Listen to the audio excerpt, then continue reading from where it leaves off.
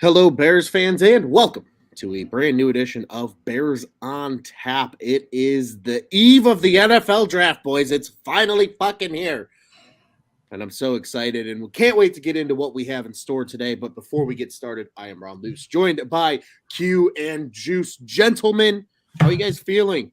We're literally 26 hours until round one kicks off as we record this. How are you guys doing on the eve of the NFL draft? So for the last 3 months, I felt like time was moving 2 times faster.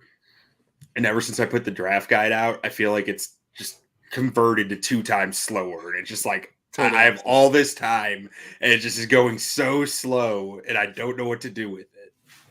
You're like, I don't know what to do with my hands. I don't know what to do with anything.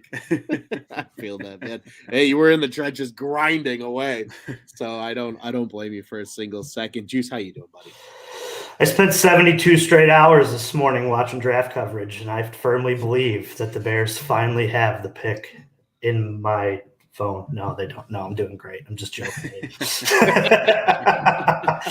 Just trying to have some fun, man. It was fun to do the Cub show last night. They won, and I'm excited to just see who the Bears end up with. Tired of waiting. Agreed. I think the anticipation is killing all of us, which will make it a lot of fun tomorrow because, gentlemen, we'll be on a live stream. We'll kick off probably right around the start of the draft, talk through the Bears pick, do a little bit of analysis, and then hopefully we'll bring you some additional content from each of us individually as well. I will be doing some man on the street level interviews in the latter part of the draft of the first round. And then you boys will be back on Friday with some more good shit as well. So it's going to be a full weekend from us here at Bears on Tap, and we're getting it all started tonight with a fun game that our friend Q over here devised for us. Do you want to go ahead and explain it, Q, of kind of what we're getting into today?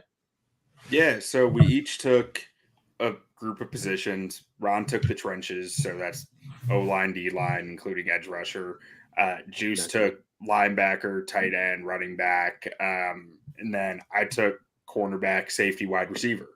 And our job was to go through each of these positions and pick a guy that we believe is going to be a star, a guy that we believe is going to be a starter, and a guy that we believe is going to end up on the bench.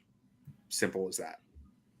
As simple as that. So much so that I am frantically changing a pick that I had because I was like, oh, wait, I didn't think about this guy. Nonetheless, it's going to be a lot of fun. As Q noted, we all took different position groups. We got a trio of players, and we're just going to dive right into it, boys, and have some fun with it. Obviously, some of this is probably going to have implication on the Bears, truthfully, because I think a lot of the guys that we are most familiar with or that we like the most are guys that we also want to see in orange and blue. But some of these guys might end up somewhere else, and naturally, it's part of the excitement and the chaos. Like I said last week, I'm just ready for chaos. That's what I'm ready for tomorrow. I'm fully ready for us to be on the live stream before the Bears pick, and at least 3 to 4 picks are going to be like, holy shit, I did not see that coming. That's what I'm here for. But nonetheless, we'll get things started, boys. Do we want to start at the quarterback position? I feel like that feels fair. Just kick it off right out the gate of who we like at QB. Juice, I believe that's your position group here, buddy. You want to? Oh no, yeah, I think we skipped quarterback because we didn't do that. I think it's too easy or too there's only 4 quarterbacks that you're really talking about. Hot take. None of them are stars. A couple of them are starters and most of them are benched boys. That's how we probably feel. I just honestly just quickly touching on that. I feel like this year's quarterback class is quite underwhelming. I don't know if you guys feel that way too.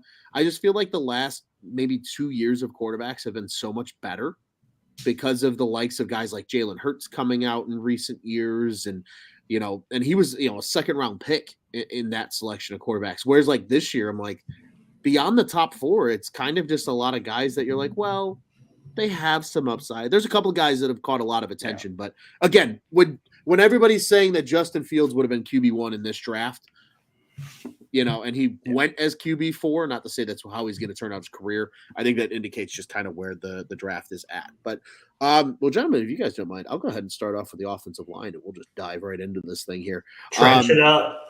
We'll trench it up, man. I'll start off. I'm going to go my star is a guy that, again, I think the more and more Q that we did shows with the three of us, and the more you hyped him up and the more I watched his film, was a guy that it's really hard not to get excited about because he just looks like your traditional just star NFL tackle, and that is Paris Johnson Jr. I feel like he's the guy that's got the highest maybe ceiling in the draft. I think he's also got one of the highest floors, obviously, too. I know there's been a lot of reports over the last day and a half now, I feel like, of his name is flying up draft boards, is the way they're putting it. AKA, his name was up there all along, and people were just bluffing like a mother. But I honestly, I mean, he's huge. He's got the big arms. There's not a lot of nitpicks to his game. I think the things that he does not do well can be cleaned up and can be improved on. Just to me, that's a guy that's going to make a couple of Pro Bowls, I think, over the course of his career. My starter pick is a guy that we really like as Bears fans, and that's Darnell Wright. I think I don't know if he's ever going to be a Pro Bowler. Maybe he makes a couple of Pro Bowls, especially if the Bears are really good. But he's going to be just that consistent day in, day out starter. He's going to get the job done. I love his hand fighting. Q, you got me watching his tape after you were like, I love his hands. I'm like, oh, I love guys that can stab and jab and play hand games. And sure as shit, oh, I love him. A guy that I would not be mad if the Bears, move back and they somehow end up with him in like the, late teens or early 20s, depending where they move. And then my bench guy, and I thought about going really spicy here. And the only reason I was going to go spicy, and my bench pick is kind of the same way. So I'll group them together, and it's conditional of why I say they're bench guys. It's Cody Mauch and Skoronski. But the asterisk is if they leave them at tackle. I think if an NFL team takes these guys and expects them to be a day one starter at tackle, I think they're going to be solely mistaken because I think there's too many things in their game that they don't do well to supplement their weaknesses. We talked about Skoronski, right? The short arms. Well, how do you combat short arms? You got to have great hands and you got to be able to anchor. Well, he doesn't do either of those that well. But Q, as you've noted, probably might be an elite guard at the NFL level, or maybe even a center. Shit. I feel like he's so smart and cerebral that he's a player that you could easily say could be a center, and maybe he's a Pro Bowl center for the next years. Who knows? But he did play center in high school. There you go. And I appreciate a good center. I was a center myself for most of my football career. So I'm going to put those guys together. But I think if teams go in with Mauch and Skoronski as tackles, they're bench guys. Unfortunately, I just don't know if they can survive in today's NFL with the elite athletes at edge. If you move both of them inside and let their kind of what the Bears did finally with Tevin Jenkins, you bump them inside, you let them use that aggression, and in Skoronski's case, that just awareness for the game in the middle of the line, you're going to have a totally different outcome, in my opinion. So those are my three for the offensive line. Yeah, I like it. I think those are really fair picks. I mean, I've been sitting here ripping my hair out this whole draft process when people are saying that Paris Johnson is just a guy like just as good as the other guys. And I'm like, this guy has a Hall of Fame frame. No one else has that. Like 36-inch arms. This athleticism does not come around often. The last guy to come around with it was named Tyron Smith. Like it's rare. So I'm happy to see him finally jumping up some draft boards. Yeah. But you want me to go ahead and jump in on one of mine? Yeah, let's do it, baby. Get after it. All right, let's start with cornerback at star. So I'm gonna kind of the way that you did with bench, Ron. I'm just gonna throw a name out there, and then I'm gonna go to my one that I want to talk about. Christian Gonzalez is gonna be a star. This guy's ludicrous athletic. He's just so smooth on the field, buttery smooth, up and down, left and right, doesn't matter. He's sticking with your guy. But the guy I want to talk about, because everyone knows about Christian Gonzalez, is Deonte Banks, cornerback out of Maryland. He's my favorite tape of any cornerback I've watched. Watching him against Marvin Harrison Jr., he was giving him the business all game long. He's a smooth operator, extremely athletic, has a perfect 10 relative athletic score. And just, I think he's scheme versatile. Right now, he's probably a bit better in zone. Off man gives him some issues. But, I mean, his size, his length, his athleticism, and how smooth he is, he makes me think of like a Marlon Humphrey. So a guy who probably went a little understated for his whole career thus far, but has been a constantly very good cornerback in the league and made some Pro Bowls. I think Deonte Banks is that type of player. For starter, I'm staying close to Chicago. I'm going with Northwestern's Cameron Mitchell. Very few flaws in his game. He didn't make many mental mistakes. The athleticism's there. He might have some scheme limitations and stuff like that, but again, just watching him, there's very little to dislike in his game. And again, you got to see him against, I know that Ohio State game this year against Northwestern was just brutal win. So the passing game might not have been that much, but I had to go watch his tape against Marvin Harrison Jr. And he was holding up, he was doing his job. And I just think he's going to be a guy who's going to walk into an NFL team as like a late second or a third round pick and surprise people, because he's going to be more than what they thought they were getting. And then on the bench, this one is probably not the hottest it takes, because I know there's some really polarizing opinions on this guy, but Kelee Ringo, I forget how you pronounce it. I see how athletic he is on tape. I also see in his athletic testing, and it matches the tape, that he's not very agile, can't change direction that well. So he's up and down corner. So you're talking what, like a quarters corner or something like that. Sure. Maybe cover 2 corner.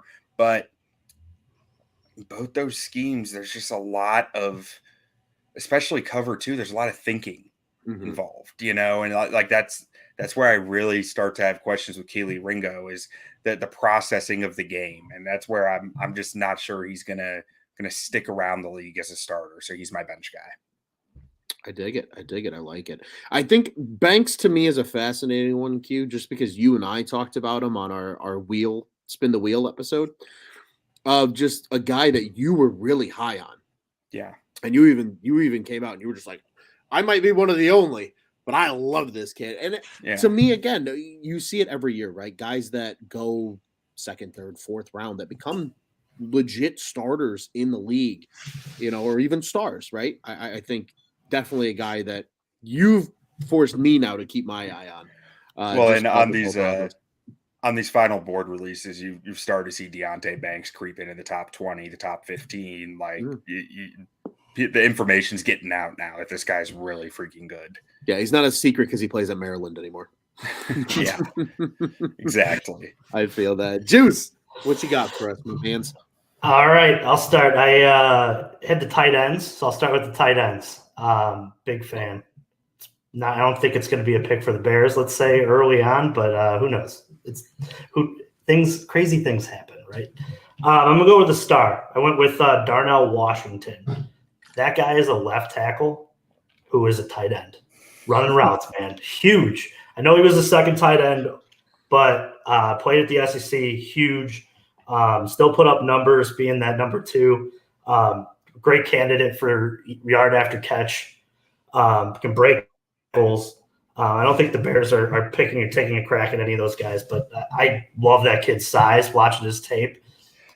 Was interesting to watch him out in space and just run people over. Huge fan. In terms of starter, I went with Sam Laporta from Iowa. Good route runner, fast. There's some things that are going to hold him back in terms of he doesn't have that elite athleticism in terms of short bursts, but seems like a quick guy once he gets up to speed. Like I said, he has the good hands. And for my bench, I went with Tucker Kraft from South Dakota State. Just reminds me of Adam Shaheen as I watch. Played at the FCS, more of a project guy. All his tape seems to be where he's running wide open. There's a question about the talent that he was, playing down at the FCS. It seems like a project to me. And more often than not, when you do that, it just does not seem to work out. So those are the tight ends that I had down there. I didn't want to, obviously Michael Mayer has been a name that has been pretty consistent, played around the corner here from me in South Bend. But I love what I see out of Washington. I think that in the run blocking game and in the pass catching game, he's going to become an elite, not an elite, but an avid pass catcher. And I just love the idea of having that guy next to a huge left tackle opening up holes for the run game. It just seems like he's able to do that when I watch his tape. 100%. Yeah. So Darnell Washington's an interesting one to me because this entire draft process, I've thought of him as like he's not going to be a star, but you know you're getting like a guy who is just he's going to be that blocking tight end. He can be your Mercedes Lewis. That's what you're looking for in him. But as you're talking about, it's interesting because you can see the path for him to be a star. He is such a disgusting red zone threat. He could have 400 yards and 12 touchdowns, and that's a star, right? Because 12 touchdowns is 12 touchdowns, no matter how you got them. So that's an interesting one to think about. I like Sam Laporta a lot, probably more than I should, and I'll hold my tongue on Tucker Kraft because I'm a big fan. Okay, that's fair. That's fair. I just FCS, man, and maybe I'm bad at evaluating that. Isn't it just got to be tough to sit and evaluate the level of talent that those guys went against, and then maybe you take a late stab at it. I have like Adam Shaheen like worries about athletic tight ends from there. Am I wrong on that? Give me the business, Q. Tight end is the hardest position to evaluate, I think, outside of probably quarterback. I think it's tight end and corner are right up there with it. And the thing that makes tight end so hard is like, are you drafting a tight end or are you drafting a receiver? Because a 4.6 is a shitty 40 for a receiver. Mm-hmm. But if they're a tight end, they need to be able to block. Mm-hmm. It takes away completely what you're asking a tight end to do, how they play. Being fast for a tight end, but one who can't block means that you're on the bench, right? That's all that means because you're too slow to play receiver and you can't block, so you can't be in there for any checks, calls, changes in protections, switches on where the run's going, anything, right? You can't be trusted there because you can't block. So, to me, the tight ends who can block have an inherent floor to them because they're going to be on the field. Mm-hmm. The guys who can't block might never sniff the field. And that's where, with Shaheen coming from, I think he was D. I don't even think he was FCS. I think he was D2 or it was a whole notch down. To me, he might have even been D3 if I think. Yeah, it was really, really low level where he's not blocking any guys who are going to play in the NFL. And his blocking was never the highlight of his tape anyways. It was always about his athleticism, right? Yeah. Right. With Tucker Kraft, I look at, and granted, this is a tiny sample. It's a sample of one, so it could be completely flawed. But Dallas Goedert came out of South Dakota State and was pretty solid right from the start, coming from a run-heavy offense where he was asked to block a ton. Mm-hmm. So, that can get him on the field alone. And his athleticism, he can figure out the rest, I think. But if you can't block, or if you've never taken a hit from an NFL caliber guy, I think that's part of Shaheen's problem too. He just kept getting hurt. Right. So that's why I said I'll hold my tongue on Tucker Kraft. No, I didn't want to get into the whole. No, that's what these shows are about, though, man. It's disagreements. We're gonna have disagreements on who the Bears pick, I bet. But no, I love the analysis that maybe I didn't see. That's if he can get out there and play a little bit, I'll be the first one to tell you I was wrong. Hand up, Well, and the truth is, it's going to end somewhere in the middle most of the time, right? If you spend hours watching all these guys, you fall in love with 2/3 of them. So you find something that you appreciate about what they do and how they play the game at their position. And it is really easy to get caught up. So, gentlemen, I mean, you guys each had 3 position groups, if I remember correctly. So I'm happy to defer it back to you two again for your seconds here. And I'll hold off on the defensive side of the ball. So, Q, you want to rattle off another position group here for us? Yeah, I'll just stick with the DBs and go to safety. First guy, my star, Jair Brown out of Penn State. He is a Jaquan Brisker clone. went to Lackawanna State Community College, or not Lackawanna State, Lackawanna Community College in Pennsylvania with Jaquan Brisker. Ooh. Followed him to Penn State. They play very similarly. They're really good friends.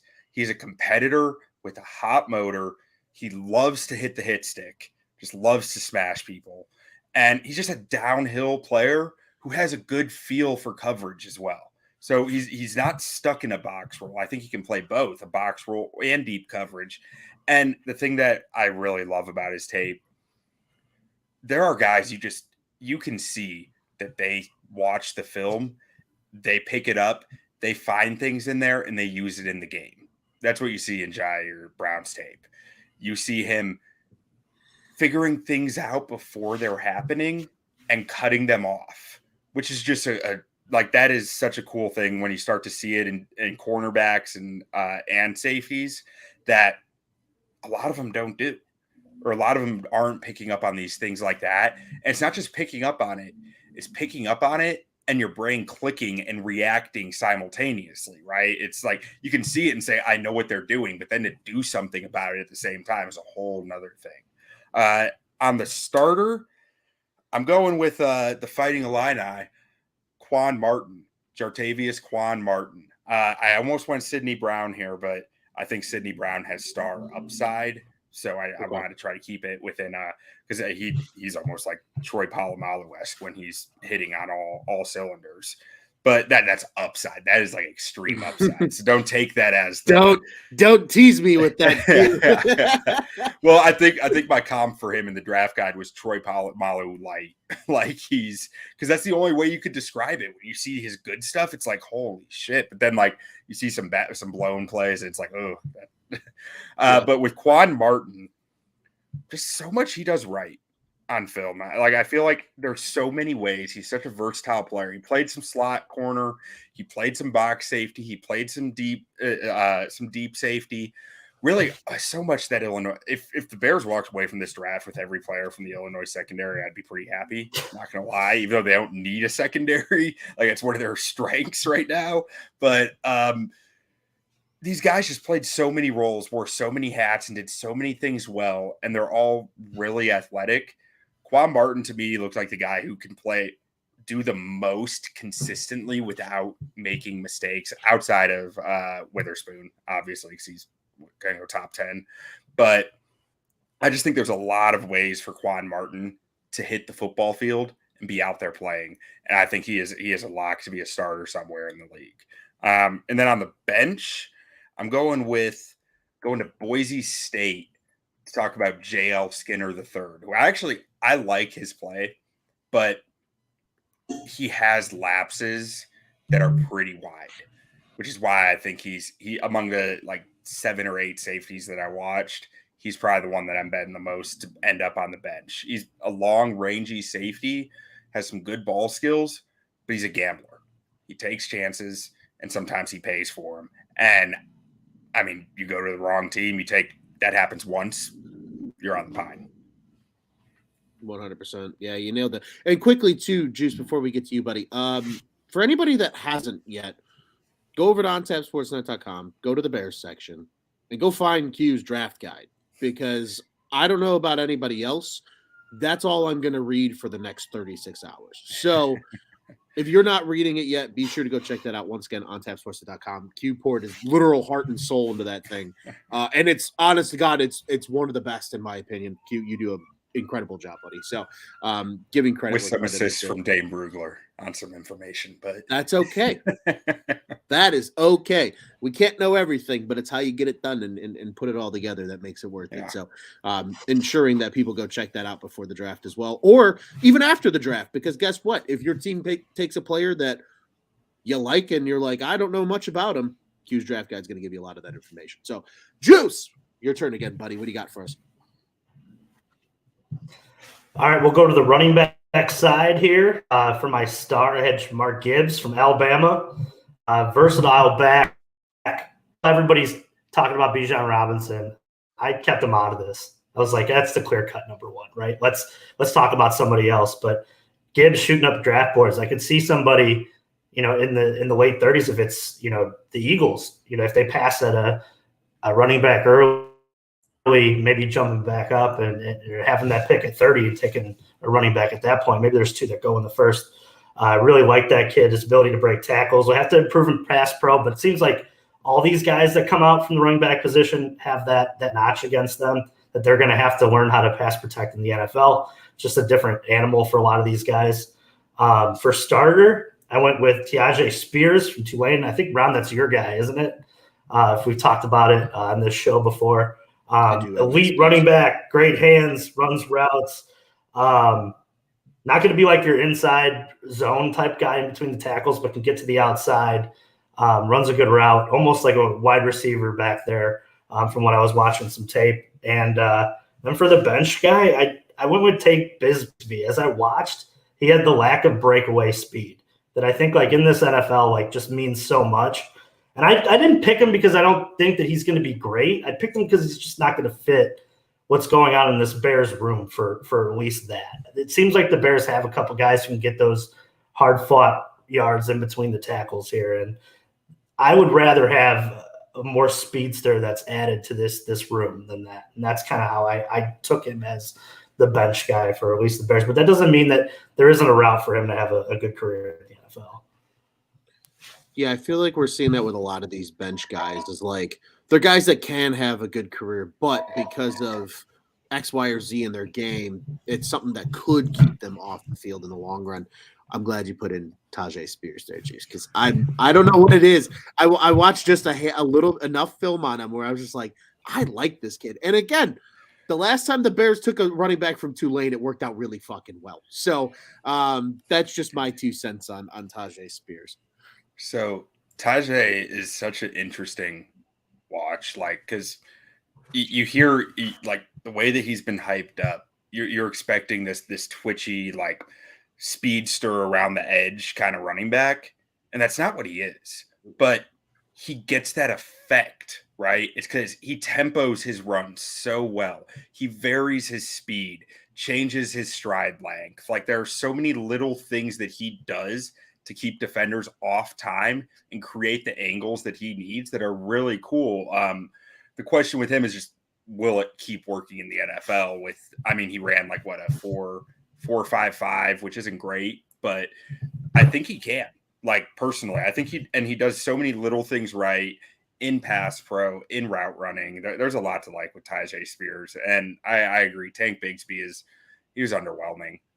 Like I was expecting more from his tape. He is a physical specimen. Like he is a freak athletically. I hope that he can do more in the NFL. You know how he got that name? His dad, just because he used to run into stuff when he was a kid. So his dad started, and he had like a rambunctious personality. So his dad started calling him Tank. See, and that shit you'll learn from Q's draft guide. Another reason that you need to read the draft guide. You need to read the draft guide. One quick last note on Spears. I think like the way Tyjae Spears runs, to your point, Juice, right? Or Q, and even to you, Juice. Like he's not overwhelmingly twitchy or anything like that.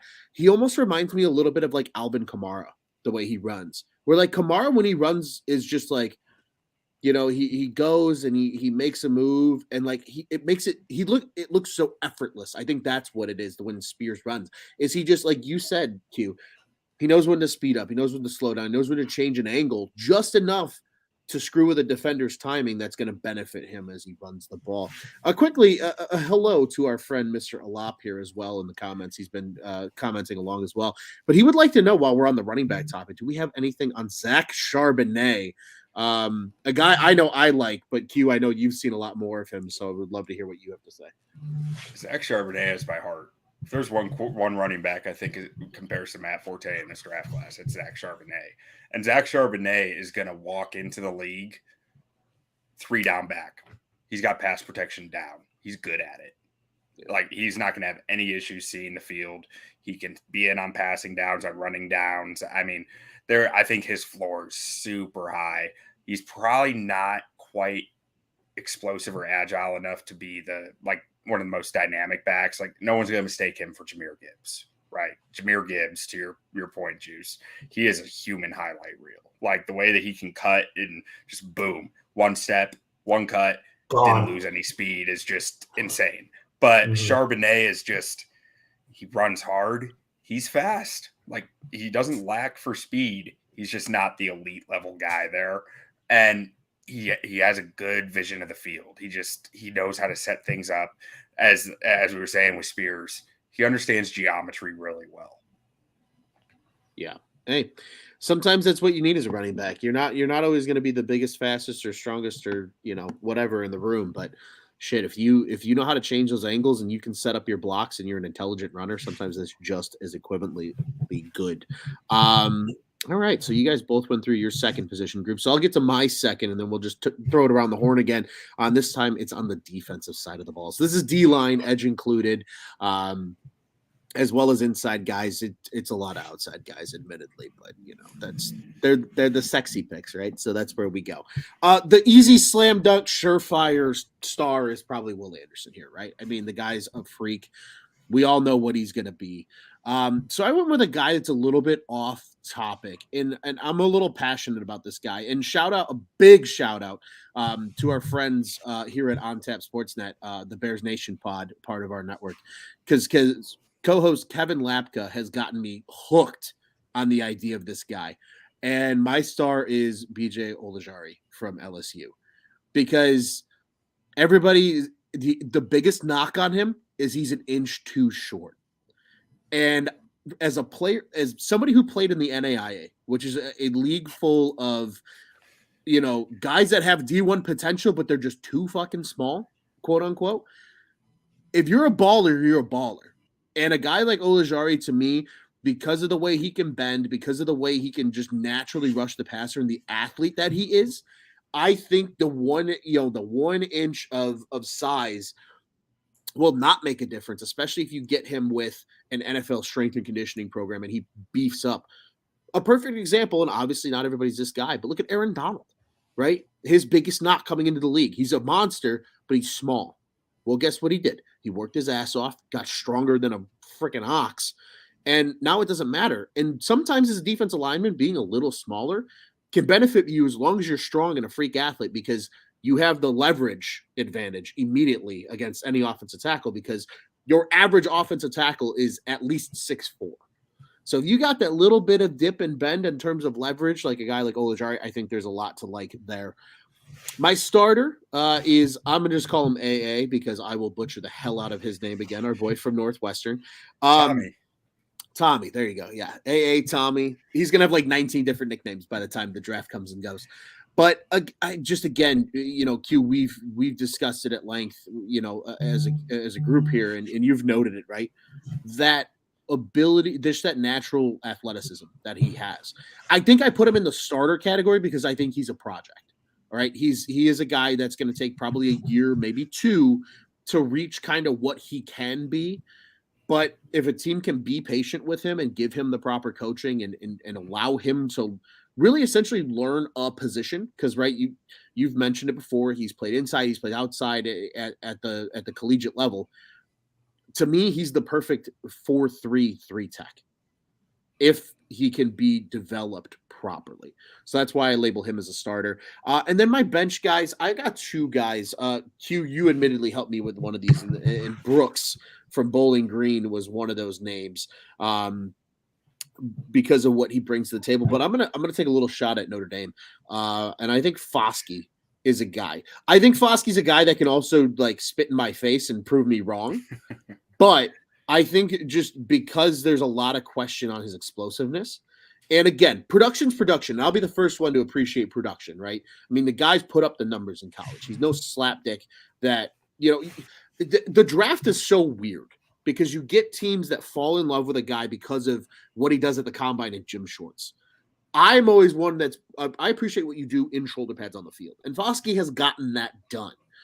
I think just the biggest concern is, can he find the tempo and intensity as a defensive lineman, especially in the pass rush, to meet what it takes to get through an NFL offensive lineman? If he does, I think he's turning around, he's aiming for my left eyeball, and he's spitting in my eye. And that's fine, and I'm happy to be wrong. But I think that's the biggest concern, and for that reason, that's why I'm labeling him as a bench guy in this scenario. And Ron, be careful with that because he does go to breakfast around the corner here. I've seen him there at Pegs in South Bend. So when you come to visit, be worried. He's a huge human being. That's fine. Cool. Then even better. You know what he can do? He can spit down at me instead of, eye level, because I'm not that big of a Shameless plug on Pegs too. Best breakfast in South Bend. I'm looking forward to it, Juice, when I eventually come visit you, buddy. So on the Ojulari front, outstanding human being by all accounts. Like it shows on tape. He is hustling. He gives all effort all the time. He was awarded the number 18 at LSU, which is like a representative of the player who most represents the outstanding traits of an LSU football player. So that's essentially like the ultimate captain by being number 18 at LSU. And I mean, he's done great community work. He goes back to, I think this is him. He goes to Nigeria every year with who was the Bears' old edge rusher? Israel Adonijah or Adwanwe Ogunleye? No, neither of those from like 2018. He was supposed to be their starting edge, and then they traded for Mac. Jeez. University of Texas guys, but he goes back, like his family and their family are close. Oh, they go back to Nigeria. No, not Okoye. Oh my God, I'm 0 for 3. But they go back to they go to Nigeria every year to do community work there with the people there, which is outstanding. And his older brother's in the NFL, plays for the Giants. There's a lot to like with Ojulari. And the thing that I love on his tape is when I first flipped his tape on, first half of the game was like, I was squinting. I was like, I see it. I think I see it. But as the second half wore on, his toolbox expanded. He just kept getting better and better and pulling out moves that you didn't see earlier in the game, doing things that he was setting up early in the game. That type of mental awareness can go a really long way. And I thought that was what I really loved about his tape. I'm not sure if he's ever going to hold up against the run very well, but if you're in the right role, you don't need to. You can still be a star. So I love that pick. And Foskey, I'll just say this. He looks like a grown-ass man at the Senior Bowl. It's true. For those that might not recall, Q was in person at the Senior Bowl. So anytime you hear something Senior Bowl drop, that is not via Twitter, via that. That's two eyeballs staring at it from the bleachers there in Mobile, Alabama.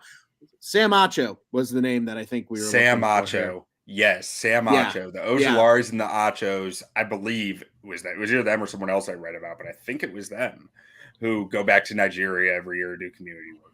That's awesome. That is super cool. Awesome. Hey, that makes it a lot easier to root for a guy too when you just know they're a good person too and quarterback. Not that all these guys probably aren't overall pretty good people, but it's cool seeing guys give back and kind of use their platform to make an impact on something for the world. So, well, gentlemen, those are all mine. So I turn the floor back over to you guys. Q, you're up, buddy. Last position group. What do you got for us? I had receivers. So on this first one, I was back and forth. And the one who I didn't end up going with, but I was like on the edge of it, is A.T. Perry. And the reason I didn't is because there is a lot for him to develop still. But this dude's a dog, man. Like there's something like he remembers every college team who didn't give him an offer, and he like scored a touchdout against all the ones who like it was just something ridiculous. Like this dude is just like fire and brimstone, like what you need to be a number one wide receiver. But I ended up going with a guy who's a lot smaller than him in Zay Flowers, because Zay Flowers got that dog in him, and he's got the production. Like he's little. He's like a chihuahua of a dog, but he's an angry chihuahua, man. He is feisty. He is fiery. He is just wicked fast. Like the cuts, the jukes, they're just insane. And he produced on a Boston College offense that had nothing working for them. Just outproduced everybody, was constantly the guy. I mean, if there's one worry I have about him in the NFL, it's that he won't be the guy on his team that everything is schemed for. But honestly, everything I can see about his background, and what he does and the competitor he is, I don't think that's going to matter. I think he's still just going to be really freaking good. For my starter, I'm going with Tyler Scott out of Cincinnati. Another little guy. He's like 5'10", 175 pounds. He's fast, though. His 40 was, let me see what it was. A 4.39 40-yard dash. Good route runner. Really good technique. And the deep ball tracking, which is something that we see in scouting reports all the time, right? But we don't really understand what that means. For years, I've been saying, oh, he's a good deep ball tracker.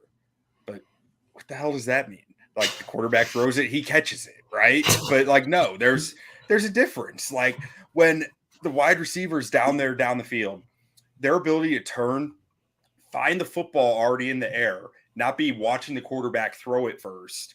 So 30, 40 yards downfield, they're turning for the football, finding it, not showing their hands too early because there's a cornerback right behind them who's waiting for their hands to be thrown. So his ability to hold that back, turn, see it, kind of give a little shake to the corner and still just be able to pull it in subtly, very good. Something he does very well, and I think that's a big trait that a lot of people don't look for in deep threat wide receivers. So I think Tyler Scott's going to hang around as a deep threat around the league, kind of like maybe like a Taylor Gabriel or like some of these guys who just end up constantly being starters. Their production might never meet what their salaries do or what their role is, but they serve a real role that's not as evident to the eye. And then on the bench, I'm going with Rashee Rice at SMU.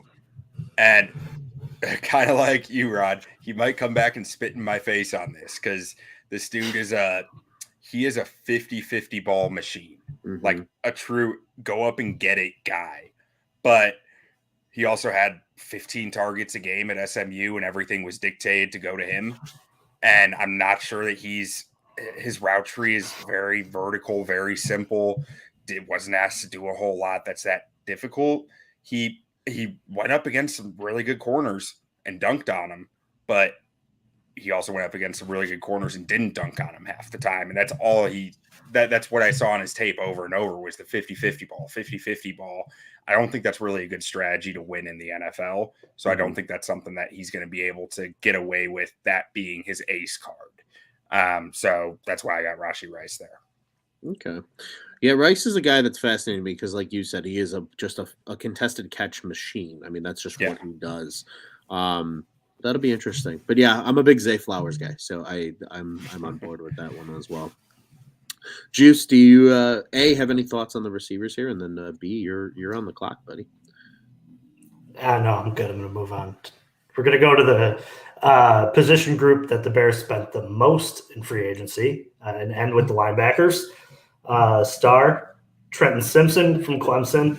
I mean, guy ran a 4.4. Really fast, plays like a safety, runs these 6'2", 240. Gets off blocks. I mean, that guy's going to be a star. I mean, Clemson defense showed over and over and over again that kid can play. Starter, and one of the guys that, I watched a decent amount of tape before, and prior to the Bears making a lot of moves, Drew Sanders from Arkansas. He just seems like he has a lot of position versatility. He was able to play on the line, converted, edge rusher that went to play the linebacker position. I just feel that, his versatility to play inside or out, some team's going to find a spot for him to play. And as I watch him more and more, it just seems like he can get off of blockers. He's going to have to work on that, but he's got the makeup and the athleticism to be a great player and some of the smarts to get, to find the football, and has a knack to be around it. And for bench, I went with DeMarvion Overshawn. As I sat and I watched, he's got elite speed and he's got a nice frame. He's going to have to add more weight, but it seemed like he relied on a lot of his speed in college. And yeah, that's great, but there's more and more technical things that have to go in to becoming a good player at that position. And as I watched more and more and more, I found that he was a little slower to the football. And if he doesn't add more size, it seems like he washed out on some plays. So he was just one of those guys that, again, like every guy we've talked about on the show, I don't think that they're going to be absolutely horrible. Somebody could find a spot for all these guys. But I did this with the thought of like the Bears. And I don't think the Bears are going to be investing in any of these positions based on what they did over the course of, the offseason. But he was one of the guys that I was like, I'm not sure on. Yeah. I mean, I think I actually didn't watch Overshown because I was geared towards the Bears. So I was like, linebacker was the position I watched the least of after free agency.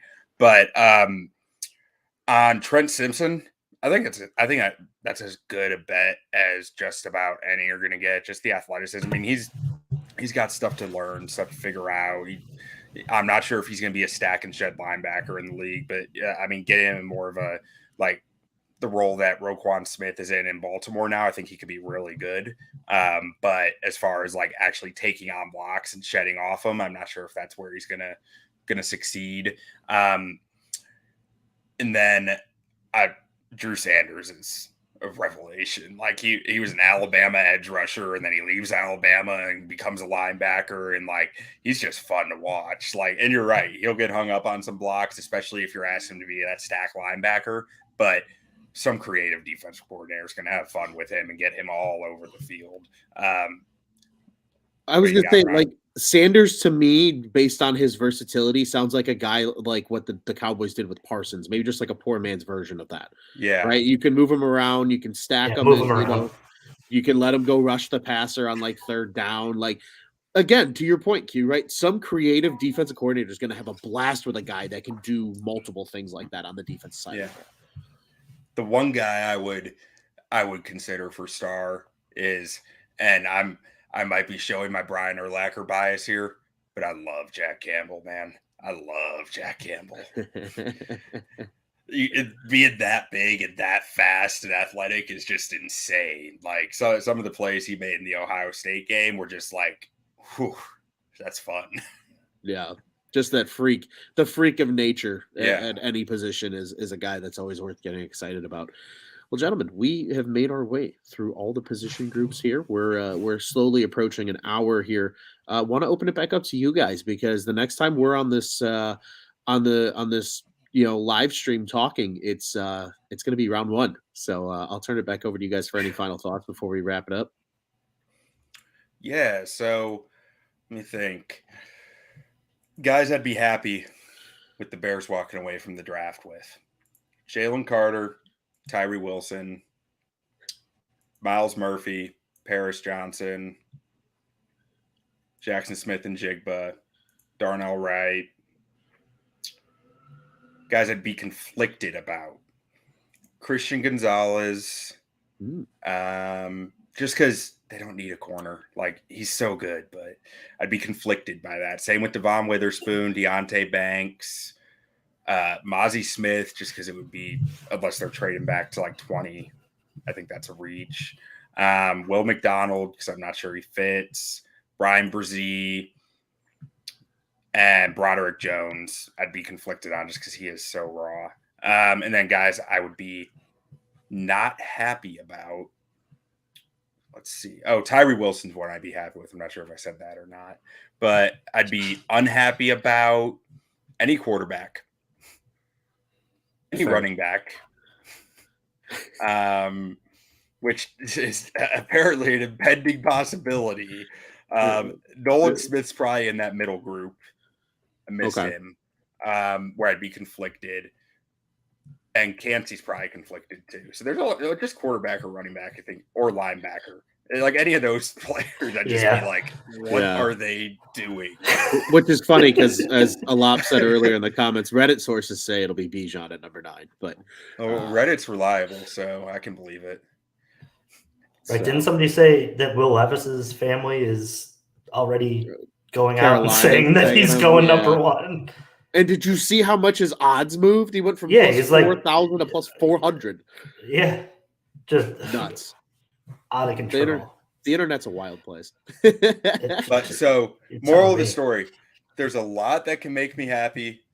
There's a decent amount that I'll be in the middle ground. There's only about 3 ways where I'm upset. Where you're pissed.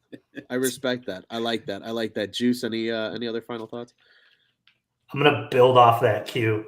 Don't do one of those 3 things. Because how many times have we sat at the draft and the Bears have a pick like this? Number 9, like it's a nice pick to have, but it does bust. So pick a player that fits and that works and is going to be a day one contributor. And don't screw this up. Like be the first group of GM and talent evaluators that get this number 1 pick right. And then it makes everybody feel more comfortable about the future, right? Because then us off the edge go, what do we have here in Ryan Poles? You just start to like really wonder. And you're so right about that. And I've almost gotten to the point where I've talked myself into that I don't think they'll be taking a pick at 9. I really do think they're trading back. As more and more comes out, and as more and more as I read, I feel they're trading back again. Which, hey, I'm all for it. Grab another pick. But again, I just said it. Number 9 busts all the time. You start to get in those teens, those bust all the time. It's really difficult to evaluate after a bunch of guys have gone off the board and find a right fit and a guy who's going to be a day one contributor. The more and more you move back. With that said, I will be the first to tip my cap if we leave this draft and everybody's singing the praises of the front office, because I think we have to give them the benefit of the doubt here. This is their first round pick, and let's hope that they hit on it. Yeah. I think my ultimate thought going into the draft or my ultimate prediction, if Jalen Carter, Tyree Wilson, or Paris Johnson Jr. are there at 9, I think they take them. If they're not, I think they really want to trade down. And if they can't, I think they take Darnell Wright. I like it. Yeah, I mean, on that note, Juice, do you have any thoughts? Gun to your head, if they don't move down, who do you think they're taking at 9? Since Q, I really like Wright. I'll say that I've watched more and more of that kid, and I believe I watched the he put, what was his name, Will Anderson, and in the clamps for that game for very much of it. That's the guy that's the prime defensive player in this draft. Mm-hmm. And right, he is also the guy who did not allow a sack either, I believe, all year, if I'm not mistaken, or very few. Yeah. So I mean, if that's the guy, hey, I'm all for it. I start to wonder, like, what do they do with the 2s? Do they package 2s and move up to get 2 prime players in the first if they're able to do that? Move up at least in that second round a little bit more than where they're at. I really hope that they look into that as well, because coming out of the draft, if they can address 2 positions within the trenches, I think it's win-win. I think if you can get a tackle, if you can get an edge rusher or a 3 technique, you're on the right track. That's the first 2 steps. And if they go away with that, and then they only use, some draft capital to maybe have to move up to get it done to get their guys, then I think it's successful for the first 2 rounds. I know we're going to talk a little bit more about that, in the whole show tomorrow over the course of the couple hours we'll be on. But I like Wright a lot. I like Paris Johnson Jr. a lot. I just, there's not, like you said, Q, there's a few names out there that you'd be like, what the hell are you doing?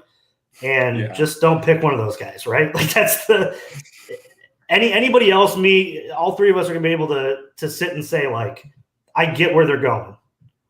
Like, I don't want them to leave the draft and go, where are they going? I think that's the ultimate fear as a Bear fan, especially when you've traded down from the number 1 pick. Like, they could have had the choice of anybody in this draft. And yeah, they've gotten some assets back because of it, but it's also, I mean, it's the number 1 pick. The Bears never had that before. So you better definitely hit at 9.